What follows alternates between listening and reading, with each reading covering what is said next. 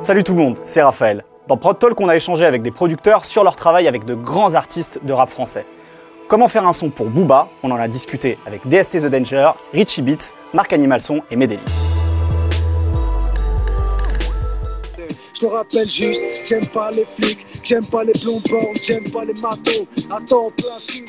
On va reconnaître la voix de Ali sur le morceau HLM3, donc morceau de Lunatic sur leur album Mauvais Oeil, qui est sorti en 2000. Donc j'imagine que, étant donné que tu commences à avoir un pied à Boulogne, à Pont-de-Sèvres, ça a été ton entrée justement pour pouvoir bosser sur cet album?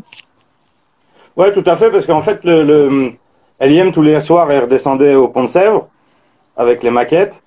Booba, il était là des fois, et puis il faisait écouter à tout le monde, quoi. Et puis voilà, à un moment, il a dit à LIM, bah vas-y, ramène-nous une mixtape. On finit l'album de Lunatic, ramène-nous une tape de beats, quoi. Et puis voilà, ça s'est fait comme ça. Et puis donc, moi, j'ai envoyé ce son-là. J'ai envoyé ce son-là qu'il a pris. Et ce son-là, en fait, il y avait un pote qui avait posé dessus. Un pote d'enfance qui avait posé dessus. Et puis finalement, moi, il avait plus ou moins arrêté le rap, donc j'avais de côté. Et puis un jour, je m'étais dit, le sample, c'était une boucle à la base, en fait. Et un jour, je m'étais dit, ouais, c'est trop con. Enfin, j'ai envie de découper, quoi. Parce que je veux dire, prendre une boucle, c'est quelque chose, mais quand tu découpes, c'est un autre plaisir. T'en fais ton morceau, quoi. Enfin, t'as pris un instrument à quelqu'un d'autre, mais t'as pas pris la mélodie, quoi. Et donc j'ai découpé, je l'ai rejoué un peu au rythme du bogle du dancehall, en fait, en superposant des petites parties. Et puis voilà, quoi. Quel souvenir tu gardes de ton travail avec Ali et Lunatic, avec Ali et Booba, pardon, sur cet album de Lunatic? Ah bah c'était mortel. Moi j'ai appris, en fait j'ai tout appris sur cet album parce que je sais que Booba il m'avait dit ouais tu viens quand tu veux en studio. Et moi, moi tu me dis ça, je découvre les studios, les SSL, les trucs comme ça. J'avais le catalogue SSL chez moi, je crois. Et, tu découvres des trucs comme ça. Moi je me souviens, je m'asseyais dans un coin, je regardais quoi. Et puis j'apprenais. Et puis il y avait Fred Dudoué qui était là. Puis de temps en temps, je lui demandais des trucs, il m'expliquait des trucs. Donc Fred Dudoué, pour ceux qui connaissent pas, c'est un producteur, mais aussi un très grand ingé son. Ouais, et qui a co-mixé avec Mitch, Olivier, Mauvais Oeil. C'est quoi ta prod préférée sur cet album de Lunatic? C'est celle-ci ou t'en as une autre que tu préfères? Sinon l'autre, c'est Je perds mon temps. Franchement, les deux, je les aime beaucoup. Mais celle-là, je l'aime plus particulièrement parce que vu que c'est du découpage, on peut dire que c'est de la pure composition quelque part. Donc ouais, non, c'est pas une de mes premières prods pure composition, mais c'était le premier placement que je fais avec une pure composition. Et en plus, je kiffais le petit riff de violon avec le sample et tout, puis le sample comment il sonnait, les petits xylophones, là, je kiffais trop. Donc ouais, HLM3, ouais. Puis j'ai vu après. Comment il a tourné dans les voitures, dans partout, ce truc-là. Et je me souviens, quand je suis arrivé au studio, Booba, à l'époque, il avait sa R19 Turbo, et ils étaient en train de mixer dans la rue, les deux portes ouvertes, avec le son à fond, et ouais, ça c'était un très très beau jour de studio, ça. C'était le car test. Pour savoir si le morceau sonnait bien, on le mettait dans la bagnole. Oui, puis ils étaient super concentrés, en train d'écrire, chacun sur un siège. En train d'écrire 2 heures avant de poser. Et le truc, voilà, avec Lunatic, le truc de studio, c'est que ce que j'ai appris aussi, c'est que les mecs, ils posaient des one-shots, c'est-à-dire ils posaient le couplet d'un coup. Il me semble que si t'écoutes bien, il y a très très peu de back, comme chez Jay-Z. Jay-Z, il a des albums où il y a pratiquement 0 back. C'est vrai. Et juste pour les couplets, je crois, dans Lunatic. Et donc ils posaient 4 one-shots et ils choisissaient le meilleur. Alors que moi, j'avais, tu vois, beaucoup de producteurs ou d'ingénieurs du son qui connaissent la dure vie de la prise de voix, que ça peut durer des heures et des heures. Et là, en fait, Lunatic, tous les morceaux, ils étaient enregistrés en 1 heure, quoi. Il est vulgaire, devant rien ne recule, frappe la tête et les rotules, il a les airs, j'ai au cul. Ah, vous avez reconnu évidemment la voix si reconnaissable de Booba. Voilà, le fameux B2O pour le morceau Mon Son, qui était sur l'album Panthéon. Ouais. Donc là, on est en 2004.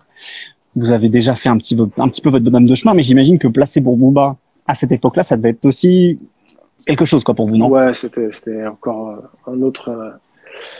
une autre, enfin, on a eu de la chance, hein, c'était assez incroyable. Enfin, c'était Booba, ça allait toujours. De toute façon, il a une aura hors norme. Il est hors norme dans le rap français. Il a toujours été, il le sera toujours. Donc, pour nous, ouais, bah, c'est pareil. Comme je t'ai dit tout à l'heure, moi, j'ai grandi en écoutant le Time Bomb, mais notamment Lunatic. C'était vraiment, je me suis tué à Lunatic pendant des années. Donc, forcément, de te retrouver en studio et à bosser avec Booba, c'était charmé, ouais, c'était incroyable. Bah, j'imagine. Tu te souviens comment ça s'est fait? Comment vous aviez pu justement placer justement sur cet album de Booba? En fait, alors que je me rappelle, je me souviens plus si on l'a fait. C'était en quelle année? 2004, c'est ça? L'album sort en 2004, tout à fait. Ouais. On a déjà fait Illicit Project alors. Donc c'est parce que je me souviens plus si ouais si c'est sur Illicit Project qu'on avait rencontré Booba, et en fait pour la petite histoire, même sur Illicit Project, à la base on avait fait un morceau de tandem avec Lunatic qui est jamais sorti parce qu'en fait on arrive toujours au moment où les groupes se séparent, en fait, je sais pas. Peut-être j'espère que c'est pas de ma faute au final, mais Lunatic, en fait, ça commençait à avoir des dissensions dans leur binôme. Donc en fait le morceau c'était tandem avec au final ça s'est retrouvé tandem avec Booba, et après le morceau il s'est pas retrouvé pour X raisons, je me rappelle plus sur la compile, et tandem et Booba ont fait des morceaux chacun de leur côté pour la compile. Donc c'est à travers Illicit Project qu'on a pu rencontrer B2O, et après bah forcément on lui a envoyé des prods, il était sur son album, on lui a envoyé des prods, et il a sélectionné ce titre là. Très bien, un morceau très très important. Ça avait déjà d'ailleurs été un des singles, je crois, de l'album, si je dis pas. Ouais, je pense que c'était le dernier single de l'exploitation de l'album. Alors pour ceux qui ont toujours une oreille un peu affinée, sur ce morceau-là, vous avez samplé Toto, qui est un truc de rock FM ultime, peut-être, tu vois. C'était pas la meilleure idée qu'on ait eue financièrement, mais ça a été ça a coûté très cher de clearer tout ça. Bah en fait, oui, il a été clearé, mais ils ont pris tout en fait. Ah ouais. Tout. Il devait rester 1% à se partager pour l'auteur et pour le compositeur, c'est-à-dire pour B2O et pour nous, quoi. Donc on l'a fait pour la gloire, ce titre-là. Pour la culture. Exactement. Ok. C'est quelque chose que tu as pu justement regretter par la suite, ce genre de Bah ouais, très vite. De toute façon, le sample, au bout d'un moment, tu te dis que c'est pas, en France en tout cas, c'est compliqué, c'est pas viable. Si tu veux jouer le jeu et les déclarer, et en vrai t'es un peu obligé de les déclarer quand c'est des singles, parce que sinon après ça te retombe dessus. Bien sûr. Donc en France en tout cas, ce qui est pas le cas aux États-Unis, hein, parce qu'ils ont des albums faits entiers avec des samples et, qui n'auraient pas vu le jour si sans sample en fait. Mais oui, très vite j'ai arrêté de sampler en fait. Il nous demande, y a-t-il un crime qu'on ait peur de commettre? Être disque de platine, c'est mon fond de commerce. C'est une avalanche de punchline, ce morceau. Oh. Donc ça, c'est le morceau Tony Sosa de Booba, qui était sur son album DUC en 2015. Comment s'est faite la connexion avec Booba? Simple. J'ai une pote à moi, une chanteuse canadienne, qui était en studio avec lui à Miami. Je lui dis Chita, il me faut le mail de Booba, tout ça. Elle me dit il est en studio avec moi. Je dis tu mens. Il me dit ouais, il est en studio avec moi, tout ça. Moi des fois je vais dans un studio à côté du sien, etc. Blablabla. J'ai ok. Envoie son mail et tout. Tac, elle me dit vas-y tac, je t'envoie son mail et tout. J'ai envoyé des mails au début comme tout le monde. 0 réponse. Jusqu'à ce que je sorte la pépite, ma gueule. J'ai cru le mail il était fake as fuck, tu vois ce que je veux dire, je pensais qu'il était fake, tu vois, et finalement tac, il me répond, j'avoue, et je te dis la vérité, la réponse que j'ai eue pour la prod de Tony Sosa, carrément jamais j'aurais cru que j'aurais eu une réponse comme ça de lui, venant de lui, parce que déjà même la prod de Tony Sosa, je lui ai envoyé, mais c'était même pas pour lui, enfin quand je dis c'est pas pour lui, c'était pas ce que dans les 3 prods que j'avais envoyées, c'était pas celle que je me disais il va kicker. Tu vois ce que je veux dire? Et quand je vois qu'il kick celle-là, etc., machin, c'est un rêve. Parce que je vais pas te mentir, la première fois que j'ai dit je vais faire des instrus, j'ai dit je vais faire une instru pour B2O. Il faut au moins. Je pense que c'est le rêve de beaucoup de producteurs français. Tu vois ce que je veux dire? Il faut au moins que j'ai mon classique avec lui, tu vois. Et ça s'est fait, tu vois. Je vais pas te mentir, ça s'est fait. Et ouais, franchement, en plus, comment ça s'est fait? Je t'explique. Donc, je lui envoie la prod, machin, il me dit c'est chaud, etc. Machin, rien, plus de nouvelles. Zéro news, tu vois, zéro news, pas de nouvelles, machin, etc. Et un matin, je me réveille, le morceau, il sort. J'écoute le morceau, j'aime pas. Quand je te dis j'aime pas, ça veut dire que j'ai le seum. Je suis là, mais non, mais pourquoi il a mis ça sur sa voix? Mais non, c'est mon premier morceau, pourquoi il... L'espèce l'espèce de filtre étouffé sur sa voix, là. Tu vois ce que... J'étais comme un ouf. J'étais là, je disais, non, mais attends, c'est pas possible. Et après, avec du recul, genre peut-être 2 heures après, je réécoute le morceau, je me dis, en vrai, c'est un classique, motherfucking classique, mais personne n'est prêt. Moi non plus, j'étais pas prêt. Bah déjà le fait que tu sois surpris qu'il choisisse cette prod là, c'est vrai que quand on prend un peu le registre de Booba au milieu des années 2010 pardon, là on arrive sur un truc très ambiant avec ce piano un peu filtré là comme ça, tu vois, cette rythmique qui est assez épurée d'ailleurs, la rythmique elle est il y a assez peu de choses dessus, tu vois. Donc c'est vrai que ça surprend. Moi la première fois que j'entends Tony Sosa, je suis aussi surpris que toi, je crois, tu vois. De ouf. Mais après, lyricalement parlant, en fait, t'as vu, en vrai, lyricalement, c'était chaud. Mais moi, c'était le refrain qui me saoulait. Parce que je comprenais rien. Je comprenais rien au refrain et ça me rendait pas rose. Je dis, mais comment ça peut marcher si les gens, ils comprennent pas le refrain, tu vois ce que je veux dire? Et finalement, voilà, hein. Pop ton pussy bitch. Et ce qui est fort en plus sur cette collaboration avec Booba, c'est que quelques mois plus tard, il y a le morceau Pinocchio qui sort, donc avec Gato et Damso, qui est un peu la révélation grand public de Damso en plus. De ouf. Et j'ai l'impression que ça va encore plus loin dans l'espèce de délire que pouvait avoir Tony Sosa, c'est-à-dire que c'est encore plus épuré, il y a encore moins de choses dessus. Grave. Et ça défonce, tu vois, parce que les mecs dessus, ils découpent, quoi.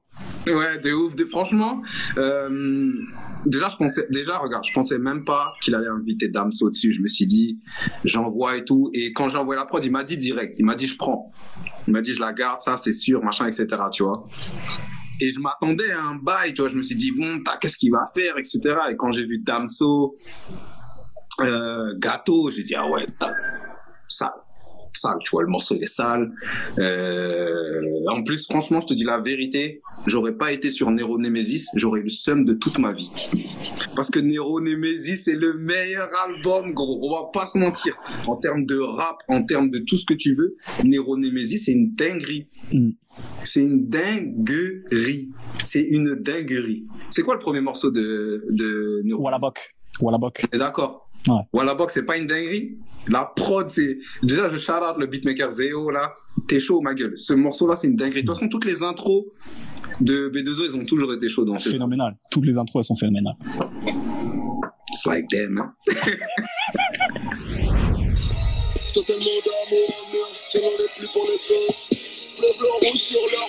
Ouais. Caracas. Donc, qui sort en 2014, fin 2014. Ouais. Et effectivement, là, on sent... Tu disais le truc très bresson, tu citais Future en France, mais aussi Lex Luger aux États-Unis. On sent cette influence de la trappe depuis Waka Flocka-Flame, Gucci Mane, etc., quoi. Ouais. Moi, je voulais cogner. Enfin, je suis toujours un cogneur, hein, mais voilà, quoi. Mais c'était le but, quoi. Tu dis c'était le but, et en même temps, il y a un truc avec la trappe, et particulièrement quand on commence à arriver vers 2014, 2015, où on a eu beaucoup d'albums de rap français qui avaient cette tonalité-là, tu vois, cette teinte-là. Est-ce que déjà tu te dis, toi, à cette époque-là, il faut que j'ai une signature sonore, une griffe particulière pour me démarquer des autres? Non, après, genre, pour ce qui est de la signature sonore, enfin, au-delà du tag, hein, vraiment, je parle Bien sûr. de l'empreinte musicale, etc. Je pense que au départ, on est plus dans un truc expérimental, où on va chercher plus ou moins à sonner comme les gens qu'on écoute, parce que c'est notre base. Bien sûr. Et mélangé à ça, il y aura aussi genre peut-être les 2-3 découvertes clés qui vont genre changer nos skills, etc. Et c'est à partir de ce moment-là qu'on va commencer à travailler notre empreinte musicale. Mais j'ai plus l'impression que c'est les gens qui te font ressentir que tu commences à avoir une empreinte. C'est-à-dire que tu vas faire écouter une prod, puis 2, puis 3, puis 4. Et les gens vont commencer à se dire, ah, ça, c'est du DST, ah, ça, c'est du The Danger, ah, ça, c'est du... Et puis, tu te mets à l'accepter, en fait. Et tu te mets à foncer vers cette voie-là. Et ça fait, en tout cas, pour moi, ça a été à peu près comme ça. Je dis pas que c'est comme ça pour tout le monde, hein. Mais ça peut faire partie des étapes qui mènent à la construction de son empreinte, quoi. Comment tu as eu la chance, justement, toi qui n'étais pas encore installé ou connu en 2014, de placer pour Booba? Voilà. Comment toi qui n'étais encore personne en quelque sorte, tu as réussi à placer une production, une de tes premières productions en plus vraiment, j'imagine, bien définie quoi pour Booba à cette époque-là? Alors, pour remonter un peu dans le temps, on cherchait à placer Booba déjà avec mon manager que je salue. Salutations à lui. Ouais. Et il est rentré en contact avec iStakes. C'est l'ancien ingé de Booba à Miami, qui est haïtien, qui parle français, qui fait de la musique et qui fait découvrir de nouvelles personnes. Et il s'était bien entendu avec mon manager. Du coup, en premier temps, on a commencé par lui envoyer des sons à lui. Il les a fait écouter à B2O. Et il nous a dit dans la confidence que Booba était sur un nouvel album. Et puis, c'était dans une époque où il était en restructuration, etc., où il bossait plus avec Thérapie et tout. Du coup, il avait besoin d'une nouvelle couleur, de nouveaux producteurs et pour continuer l'aventure, quoi. Et du coup, comme il a kiffé, il nous a dit que Booba préparait un album et qui ferait recevoir des sons régulièrement. Alors, Caracas, il faisait pas partie des premiers qu'on a envoyés. Mais en bossant, ça a fait partie de ceux qu'il a retenus et de ceux qui sont sortis. Oui, parce qu'effectivement, sur DUC, donc qui sort quelques mois plus tard après la sortie de Caracas en 2015, tu as plusieurs morceaux, donc je peux les citer. Tu as G-Love, Mon Pays. G-Love, c'est une erreur, c'est pas moi, je sais pas pourquoi ils ont mis ça, mais en tout cas. Bon, t'as Mon Pays, ça c'est sûr. En tout cas, c'était lourd, quoi. Ok. Très bien. Est-ce que du coup vous avez pu échanger avec Booba justement sur la construction des morceaux, ou une fois que les morceaux sont envoyés, il fait sa sauce de son côté et c'est tout? On avait beaucoup d'échanges avec iStakes qui était son ingé. Du coup, les discussions passaient essentiellement par lui. On a vu sur Caracas, il me semble qu'on a fait genre peut-être une ou deux modifs, mais rien de plus. Et parce que ça lui convenait déjà et c'est sorti. Dès que c'est sorti, j'ai eu la grippe, je comprenais pas trop ce qui se passait, c'était tout nouveau, tu vois. Ouais, tu m'étonnes. Genre une prod que tu fais chez toi dans ta chambre qui se retrouve déployée à l'échelle nationale et au-delà, et ça traumatise quand même. Ah bah ça change la vie, j'imagine que ça t'a ouvert plein de portes d'avoir tout de suite un placement pour Booba, quoi. Ouais, c'est clair. Puis en vrai, tu réalises pas trop en fait, parce qu'au départ ça se passe dans ton intimité avec tes proches, etc. et tout. Et après, tu vas sur les réseaux, tu vas genre dehors, tu entends ton son dehors, tu vas à la télé, tu vas sur YouTube, tu te rends... En fait, c'est étape par étape, tu te manges plusieurs baffes et en continu. Donc, au final, moi, ça m'a... J'étais pas prêt, quoi. Move Radio, Hip Hop Nation.